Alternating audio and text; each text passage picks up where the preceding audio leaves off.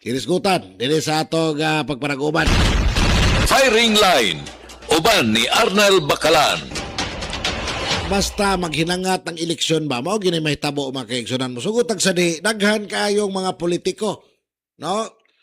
Gikas nasyonal, dili sa lokal, nga magsigig sakay-sakay sa mga balita, magsakay-sakay sa mga isyo, nga murag yung kurik, murag yung mga tahor, nga kunuay nagpakabana sila sa katawhang Pilipino, nagpakabana sila sa katawhang Sugbuanon, pero loyo din ang tanan, atik na mga kaigsunan. Firing line. Uban ni Arnel Bacalan. Sama pa ng lit, di lang yung tamulayo mga igala, no? This is a sort of discussion. No personal kining issue, no? Sa atong pagpangomentaryo sa mga politiko nga malambigit, no? Niining atong pagisgot sa mga isyu. Si kanhi kongresista Pablo Jan Garcia, no? Kini siya, usan is mga Garcia nga gahi sa kay mga kaigsunan, no? Bartap Natser ko ni. Unya, kanhi kongresista, kanhi deputy speaker, representing 3rd District of the Province of Cebu. Diba? Unya, wa naman siya budagan, kay iya mga asawa mo yung ipadagan, si Karen, amo karoy kasamtangan kongresista diyang napita mga kaigsunan. Kini pos Karen, gikan ni sa media, no? Reporter ni kaniadto Sunstar po mga kaigsunan, magabot-abot po ni sa mga bit. Karon ang nahitabo, doon ay proposal ni si kongresista Pablo Jan Garcia nga kinibitang gitawag og province-wide tax rollback, o kining matinud-anong ayuda para sa Sugbo. Firing line. Uban ni Arnel Bacalan. Kining mong lakang mga kaigsunan, no? Nga kunuhay nindot ni og nga mahitabo ni kining duha ka mga proposal, no? Province wide tax rollback sa probinsya Sugbo aron maghatag og direktang ginhawa sa mga pamilyang nagatubang sa epekto sa taas kayo nga inflation, no? Muna nga ihulagway nining maong kanhi kongresista ang iyang proposal, no? Isip ayuda nga way pili, ayuda nga dili linyahan, diin ang tanang taxpayer o pamilya Sugbo makadawat og benepisyo nga way pilion nga linyada or buloks pamulitika. Firing line. Uban ni Arnel Bacalan. Makaingon ko mga galap, pastang nindutag may tabo ni. Pero ang pangutana ba, anong karoon naman lang ni siya nagpakabana? Ha? Ako normalis, nangutana lang ko. Anong karoon naman lang? Di ba ka ni tungod mga higala, kay si Kong PJ, doon na siya plano nga mudagan pagka-gobernador din sa lalawigan Sugbo. Firing line. Uban ni Arnel Bacalan. Una taning taas nga inflation. Ug mao niya tong buhaton, no? Nga ang probinsya Sugbo, doon ay tax rollback mga higala. No, subay sa iyang proposal, iyang gipunting ang nagpabilin nga taas nga inflation rate sa probinsya o sa dakbayan sa Sugbo. Taliwas pagsaka sa presyos lana. Unya, kining mga nagunang palaliton, musunod kung mutaas ang presyo sa mga produkto petrolyo, maamang yun may tabo, sagad, no? Mga igsoon, o kining uban pa, nga panginahanglan nun. No? O iyang ipahayag nga kinanglan nga mao ni prioridad sa gobyerno ang pag-alleviate sa kalisod sa katawhan. Firing line. Uban ni Arnel Bacalan. Usas mga prioridad, no? yang diskuta sa proposal kining pagpangayo og rollback. No? Sa mga mosunod. Una, real property tax. Pagbalik sa pre-pandemic levels aron mapaubsan ang bayranan sa matag homeowner o pamilya mga kaigsunan. Firing line. Anya kining transfer tax. Pagkunod sa bayranan sa pagbalid sa property o yuta mga higala. Firing line. Unya, ikatulo, sand and gravel fees pag-ubo sa buhay sa matakang materyales sa construction.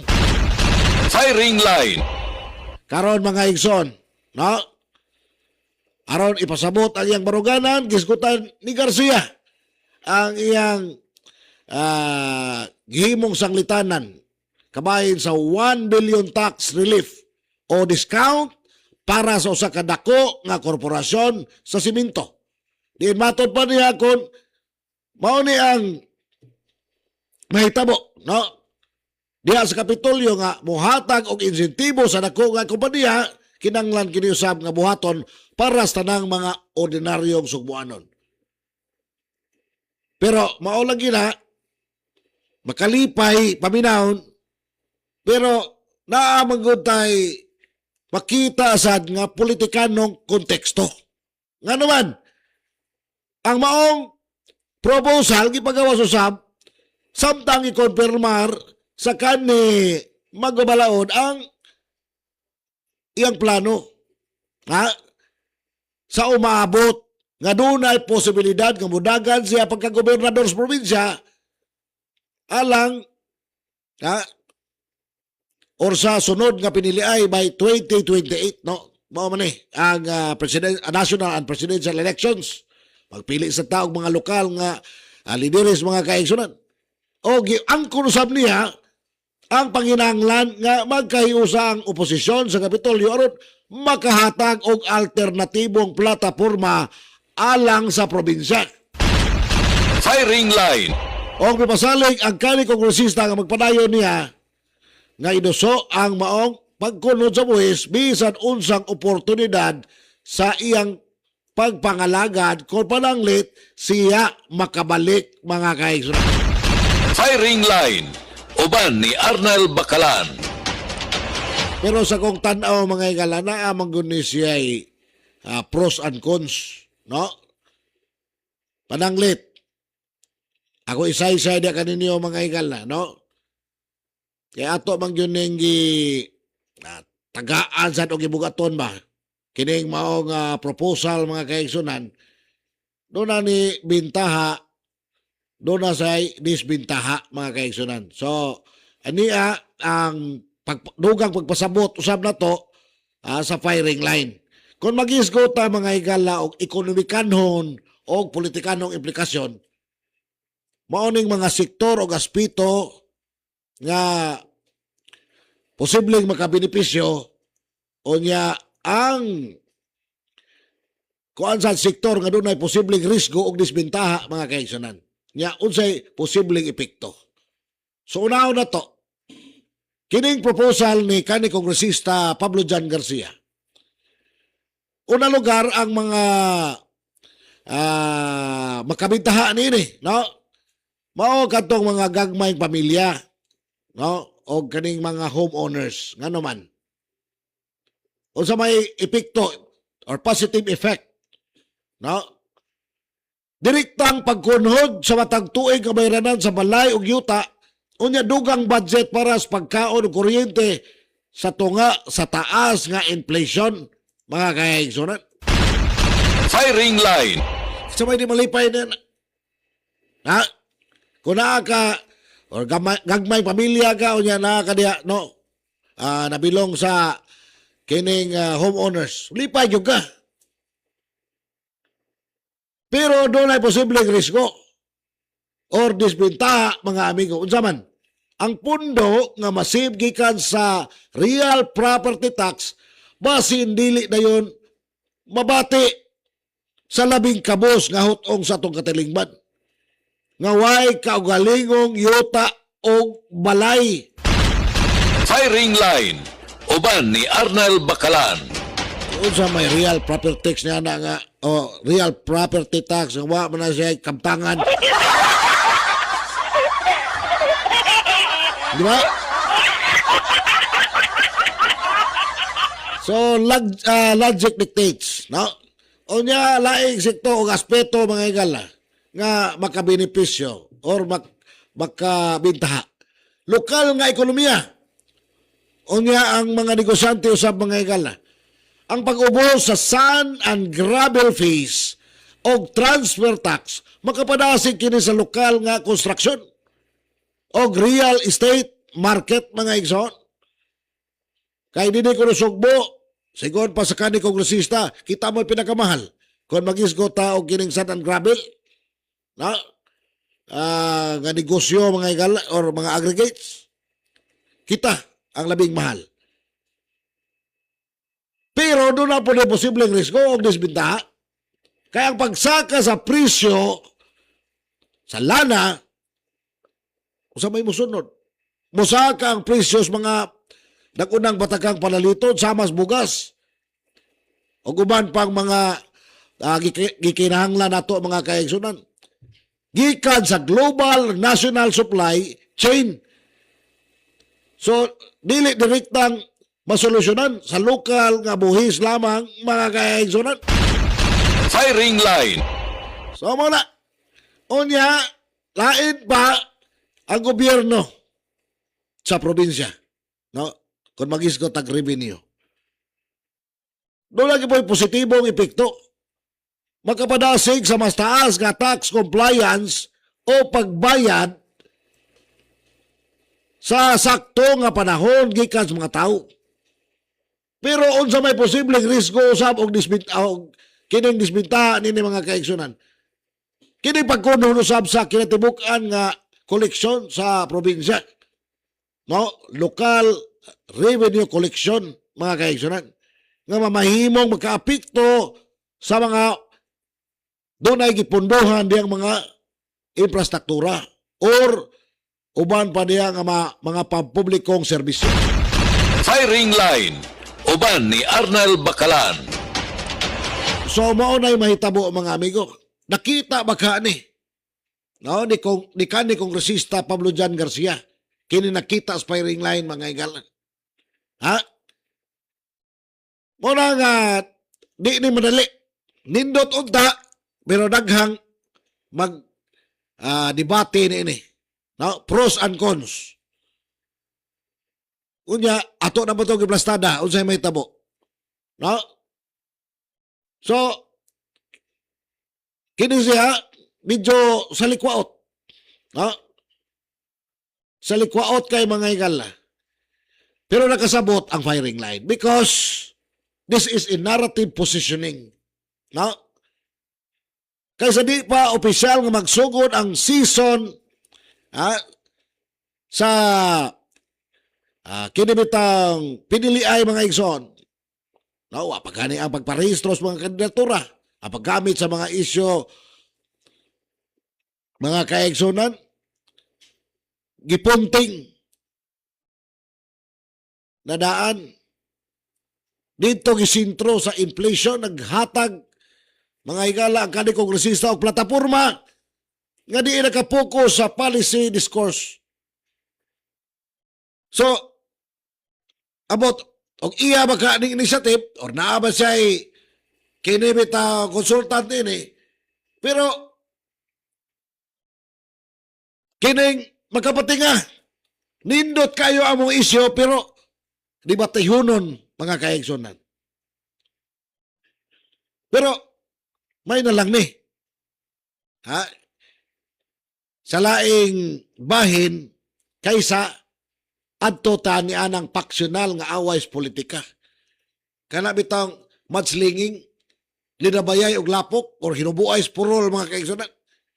Mas maayo na lang ni kay magdebate ta. Ha? O yun batag di ba?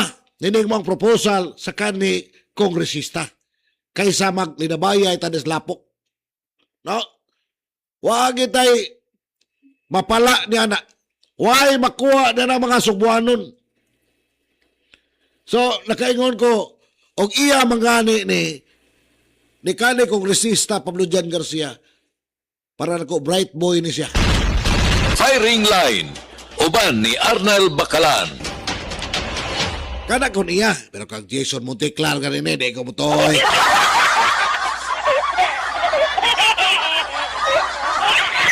Ha? Sus Mario Sep. Pero this is a sort of discussion lang. Pero, unsa ba kay importante mga kaigsunan? Ha? Importante, mo ni, nga, bisag kinsay maglingkod sa Kapitolyo. Ang labing importante mo ang serbisyo sa katawhan nga way pamulitika. Firing line. Uban ni Arnel Bakalan. Muna'y atong gipaabot mga kaigsunan. No?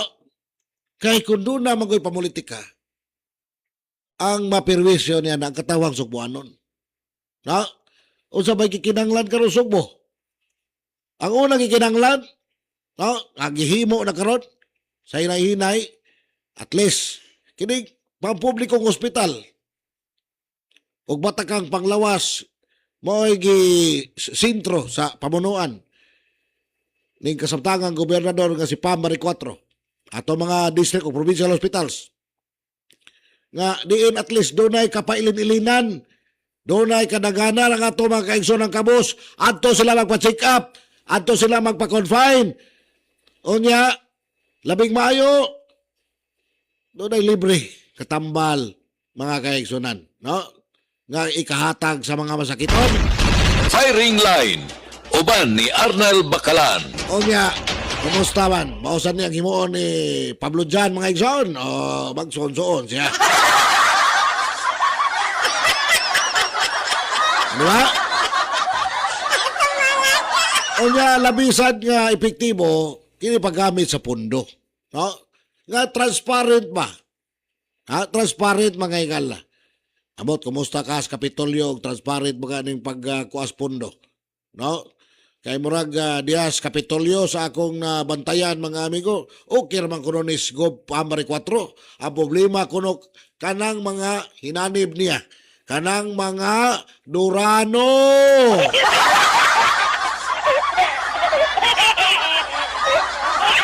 Mo na Gob, ay kumpiyansa na Gob, kay base ni Tikwanga.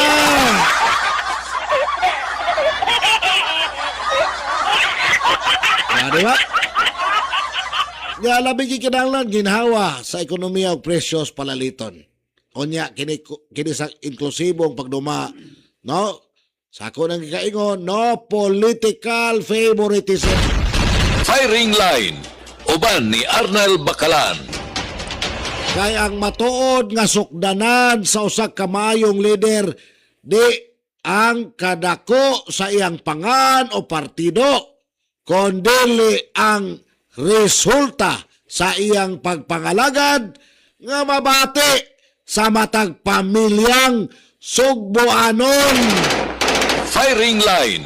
Paghashas sa bisan unsang issue. Pagpasabot sa anging hisgutan. Ilaray sa firing line. Uban ni Arnel Bakalan. Firing line.